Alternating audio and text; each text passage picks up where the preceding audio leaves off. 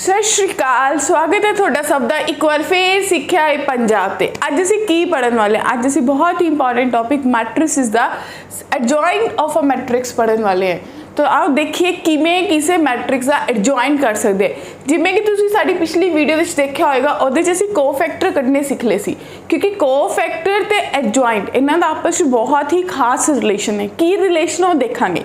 देखो जी, सब तो पहला एडजॉइंट हुंदा क्या है। तुसी सबने पिछली वीडियो विच देखा सी ना कि कोफैक्टर निकलते हैं, जाने कि तुसी देखा कि A11, A12, A13 and so on, इदा कुछ कोफैक्टर्स निकलते जिन्ने बाय जिन्ने का मैट्रिक्स हुंदा है। मान लो मेरे को 2x2 का मैट्रिक्स है, मेरे को कोफैक्टर बन गए A11, A12, A21, A22। ठीक है जी, इसनूं मैं नाम देता कि ये हुंदा है मेरा कोफैक्टर मैट्रिक्स। जेड़े मैट्रिक्स दे विच मेरे सारे एलीमेंट दे कोफैक्टर रखे जान, उन्होंने मैं कहूँगी वो मेरा कोफैक्टर मैट्रिक्स है। ठीक है जी, हुण तुसीं की करना है बच्चों, तुसीं कहना है कि एडजॉइंट क्या होएगा। एडजॉइंट होएगा जो मैं इस कोफैक्टर मैट्रिक्स का जिहड़ा तुहाडे कोल कोफैक्टर मैट्रिक्स आया है, जो असीं इहदा ट्रांसपोज ले लांगे, कोफैक्टर मैट्रिक्स का ट्रांसपोज ले लांगे, उन्होंने असीं कहांगे एडजॉइंट ऑफ अ मैट्रिक्स। जाने कि एडजॉइंट हुंदा क्या है, एडजॉइंट हुंदा है transpose of a cofactor matrix. जेड़े भी मैट्रिक्स का तुसी एडजॉइंट कढ़ना है, ओदा कोफैक्टर मैट्रिक्स कढ़ो, ओदा एडजॉइंट ले लो, तुहाडे कोल बन जाऊगा एडजॉइंट ऑफ अ मैट्रिक्स। हुण असीं सिखांगे किवें कढ़दे हैं। हुण जेकर मेरे को 2x2 का मैट्रिक्स है, तो मेरे को 4 एलीमेंट है, तो A11 पहले एलीमेंट का कोफैक्टर कितना आ जाएगा, कॉलम छड़ता रो छड़ती 4 बनया। A12 -1 की पावर 3, यानी कि माइनस आएगा 2 का कोफैक्टर कितना आ जाएगा +3। फिर A21 कितना आ गया जी कोफैक्टर मैट्रिक्स -2। फिर A22 कितना आ गया 4 का कोफैक्टर 1। हुण तुसीं की करना है, तुसीं लिखना है दा कोफैक्टर मैट्रिक्स। तो कोफैक्टर मैट्रिक्स तुसीं जदों लिखोगे तो तुहाडे कोल क्या बनेगा माय डियर बच्चा पार्टी, तुसीं कहोगे तुहाडे कोल कोफैक्टर मैट्रिक्स किहदे बराबर आ गया, ये आ गया एक मैट्रिक्स लिखिया दे जी सारे दे सारे कोफैक्टर, यानी कि 4, 3, -2 ते 1। हुण मैं कढ़ना है इहदा एडजॉइंट, तो एडजॉइंट कितना आ जाएगा इहदा ट्रांसपोज, यानी कि 4, 3, -2 ते 1। देखो कितना सौखा है। हुण तुहानूं ये पता चलिया कि कोफैक्टर कढ़ने आने किन्ने इंपॉर्टेंट है। ये तुहाडे कोल क्या ने, ये तुहाडे कोल कोफैक्टर दे हर एलीमेंट का तुसीं कोफैक्टर कढ़िया, उस कोफैक्टर मैट्रिक्स का ट्रांसपोज लिखता, तो तुहाडे कोल एडजॉइंट आ गया थोड़े इस गिवन मैट्रिक्स का। ठीक है जी, इसी तरीके ना 3x3 का भी असीं एडजॉइंट कर सकते। आओ देखिए किवें करते हैं। देखो सब तो पहला मेरे को 3 एलीमेंट ने, तो A11 आएगा, A12 आएगा, A13 आएगा, फिर A21 आएगा, A22 आएगा, A23 आएगा।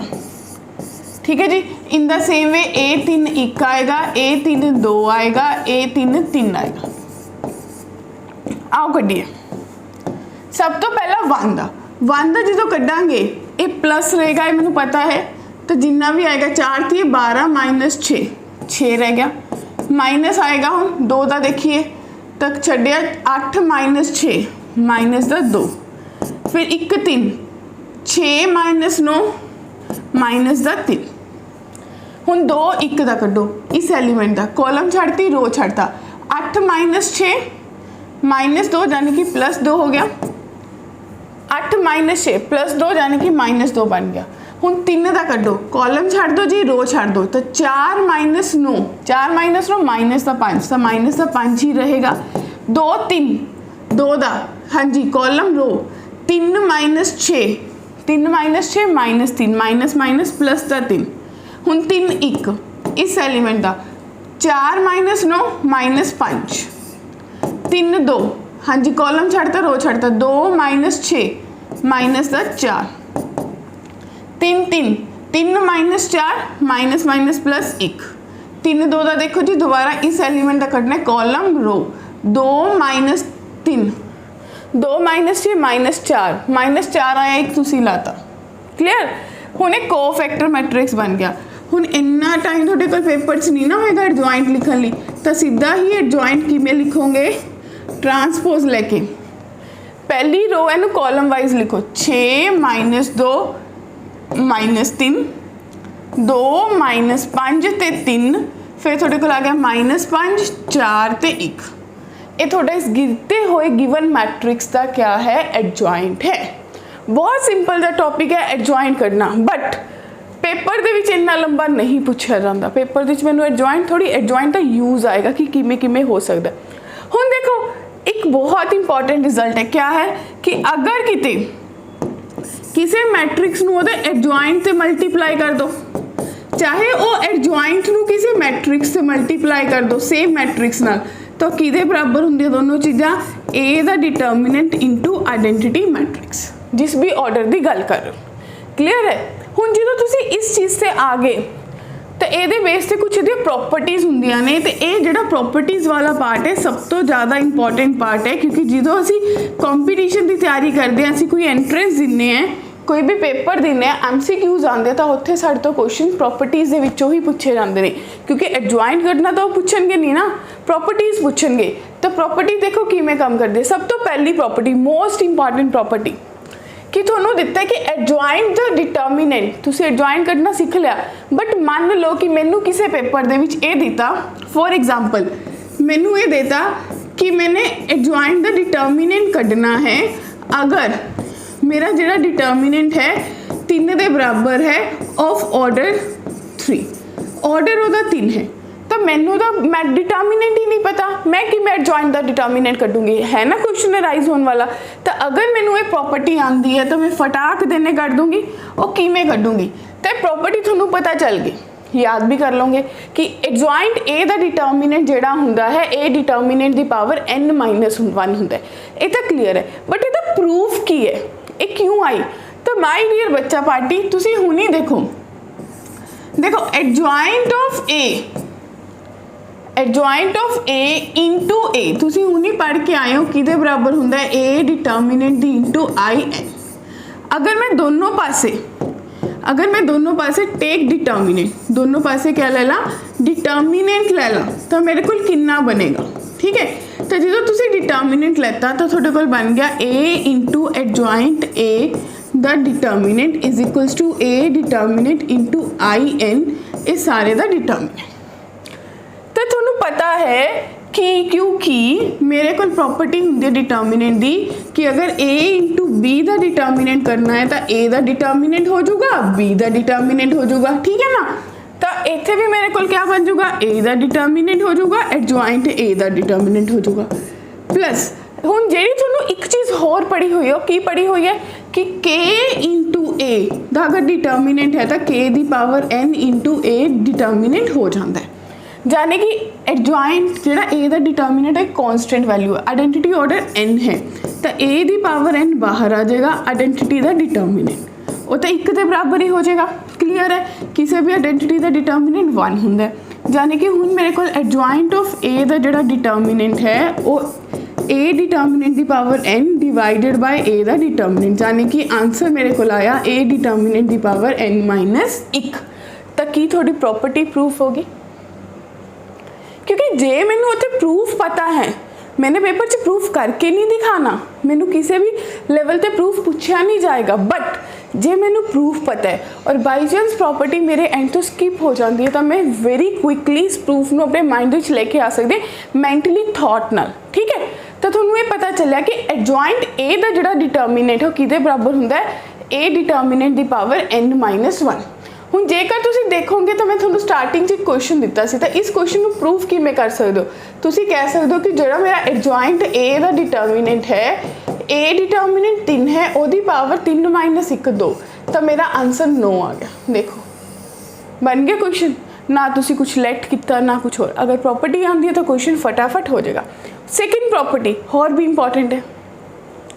सेकेंड प्रॉपर्टी क्या कहती है कि तुसीं एडजॉइंट ए नूं प्रूफ करना है, तो इनू प्रूफ करने लिए की करोगे, हुण सेम प्रॉपर्टी लैके चलोगे, तुसी कह रहे हो कि adjoint into A into adjoint of A किहदे बराबर हुंदा है, A determinant into I n दे बराबर हुंदा है, ਮੰਨਦੇ ਹੋ?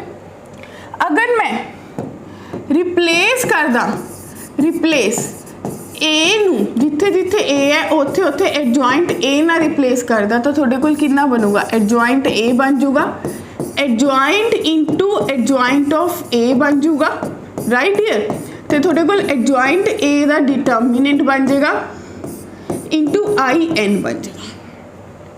हुण क्या करोगे? डिटर्मिनेंट ले लोगे, हुण तो लिखण दी लोड़ नहीं, ਇਹਦਾ भी डिटर्मिनेंट, ਇਹਦਾ भी, ਇਹ ਸਾਰੇ ਦਾ भी डिटर्मिनेंट, राइट।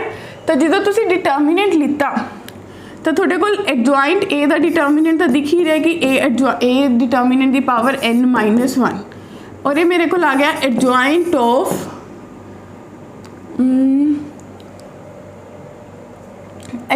ऑफ या फिर हले असी ये प्रॉपर्टी प्रूफ नहीं करनी सी तो असी इनू होर तरीके ना प्रूफ करांगे। ये थर्ड वाली प्रॉपर्टी है, असी तो सिर्फ एडजॉइंट ही प्रूफ करना सी तो असी की करांगे? तुसी लिखा है इहदे अगे एडजॉइंट ऑफ ए, ठीक है, is equals to adjoint of into identity n. हुण मैं की करूँगी? मैं प्री मल्टीप्लाई कर दूँगी ए से, ए ना मल्टीप्लाई करता तो ये थोनू पता ना रिजल्ट किहदे बराबर हुंदा है।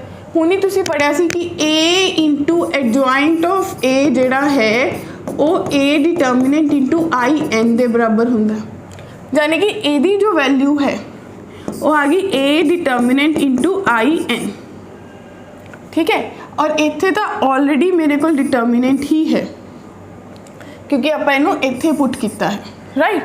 तो एदी वैल्यू आ गई, ए एज इट इज रह गया एडजॉइंट ऑफ एडजॉइंट ए, ठीक है जी, इज इक्वल्स टू ए भी एज इट इज है।